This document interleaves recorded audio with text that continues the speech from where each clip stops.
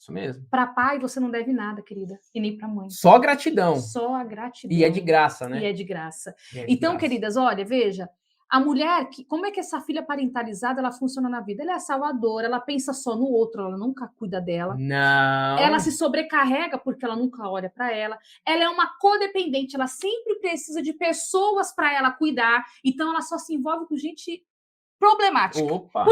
Porque se você é essa filha parentalizada, eu quero te dar uma notícia. Você é problemática. Ah, sim.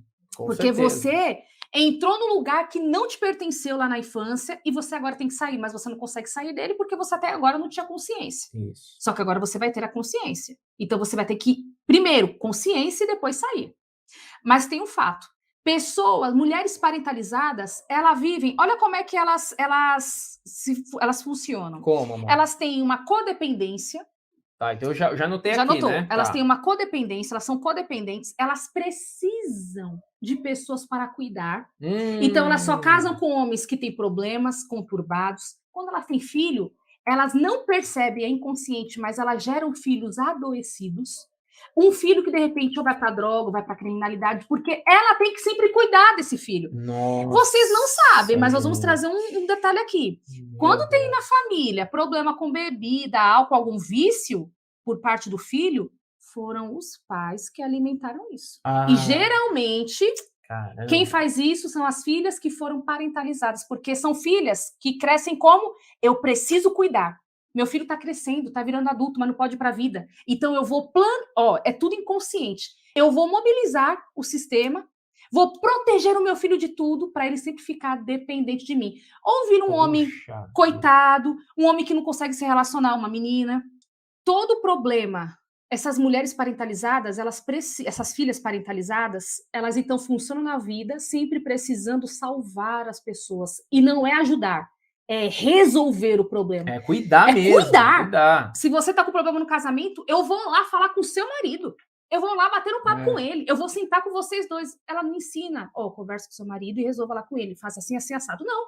Ela quer resolver, ela precisa resolver. Uhum. Então, são codependentes, elas nunca ensinam as pessoas a irem para a vida, pelo contrário, as pessoas precisam sempre ficar dependentes dela, porque o pai e a mãe eram, de alguma forma, dependentes dela também. Ok. Tem dependência emocional, porque todo codependente é um dependente também. Precisa de alguém para viver, precisa de alguém para cuidar. Só uma observação, tá? Vamos falar aqui, de função, só um parênteses. Tá. A mulher que é filha parentalizada, ela se torna uma salvadora. Então, qual é a função dela? Salvar. Salvar.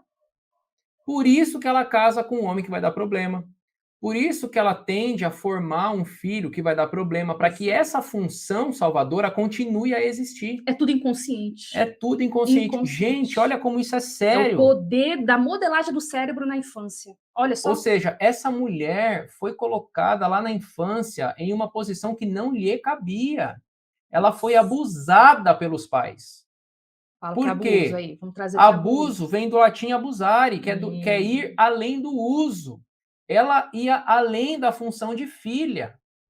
Então foi o que ela aprendeu, foi a dinâmica que ela aprendeu. Aí quando ela cresce, ela está nessa função de salvadora. Por isso que os filhos tendem a ser desequilibrados emocionalmente, Por que desequilibrado emocionalmente? Porque vai ficar preso com a mãe.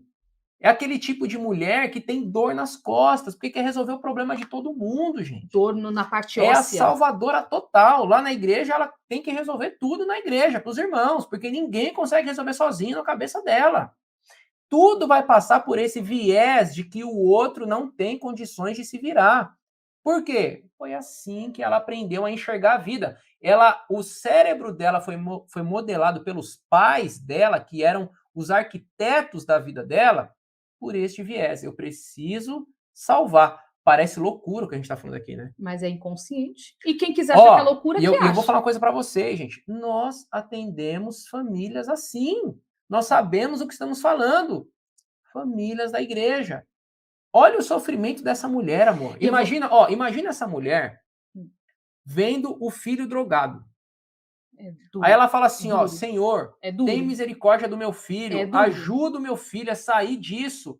Só que quando o filho está usando droga, ela precisa cuidar do filho. Ou seja, ela está alimentando essa dependência do filho. Ela está orando para o filho sair. Mas Só inconscientemente... que ela se comporta dizendo para o filho ficar. Ó, pega essa chave. Eu Pega essa quero chave. trazer o seguinte, sabe por que muitas mulheres têm filhos ou filhas com problemas, seja com a lei, problemas de autocuidado, quando fumam, usa droga, bebida, tem problema com criminalidade, vive se enfiando em confusão? Sabe por que esses filhos têm esses problemas? Por quê? Porque eles não têm regra e lei. Eles não conhecem de regra e lei. Por quê? Porque essa mãe também não conheceu de regra e lei, porque ela infringiu uma lei. Lembra que nós falamos no começo, a lei da hierarquia? Como ela infringiu essa lei, ela não consegue ensinar a lei para os filhos. Então, assim como ela é uma infratora também, porque ela foi colocada nessa posição, ela permite uma dinâmica no sistema familiar que os filhos também infringam leis. Geralmente são mulheres muito poderosas que não autorizam a entrada do pai. Ou, se elas são mães solteiras, elas não fazem função paterna. Filho, eu estou te ensinando a se cuidar, mas você vai para a vida um dia, viu? Exemplo, vou dar aqui um exemplo. Uma vez, há uns anos, eu dei aula de sociologia, e uma mãe chegou para mim desesperada que o filho estava usando droga. Assim, nós falamos para ela, foi pego com droga, a polícia chegou aqui na escola, deu aquela confusão toda. E ela falou para mim, não sei o que acontece, eu faço de tudo para esse menino. Eu até falo para ele, vai usar maconha? Usa em casa, que eu compro para você usar em casa. Porque eu tô cuidando de você, né? Por quê? Aí ela falou assim para mim, a justificativa racional. Ó, o racional dela foi assim. Sabe por que eu faço isso, Dulce? Sabe por que eu faço isso, Pro, né? Por que eu faço isso, Pro? Por quê? Porque eu quero que ele use junto comigo, pelo menos ali eu vendo. Eu não uso, mas eu quero ver. Porque é pior ele usar na boca de fumo e ser pego pela polícia. Claro, com certeza. Só que aí tem um detalhe. Ela não entende. Porque o racional... Querida, se racional desse certo, você estava sem problemas. Se você usar... O teu racional não adianta em nada nesse sentido. Porque é inconsciente. Tem que trazer o que está inconsciente para a consciência conseguir resolver. O fato é que ela, sem perceber, está alimentando uma dinâmica doentia. Eu faço de tudo para filho. Problema. Aqui não é o caso, mas eu vou trazer um parêntese. Não tem que fazer tudo para filho. Chega uma idade que você tem que deixar agora ele sentir a falta, desde a infância, tá? Faz se quiser estragar ele. Quer estragar? Dê tudo. Dê tudo que ele quer. Ele chorou, deu o celular, ele chorou, faz tudo. Você está fazendo o que com o teu filho? Enchendo ele de superproteção. Ele vai se ver incapaz de conseguir resolver os seus problemas, o seu vazio, o seu ócio, porque a gente faz assim com as crianças. Está ociosa? Dá um celular para ele, para ela ficar tranquila. Isso. Quer deixar o filho potente e saudável? Deixa com falta, dá não.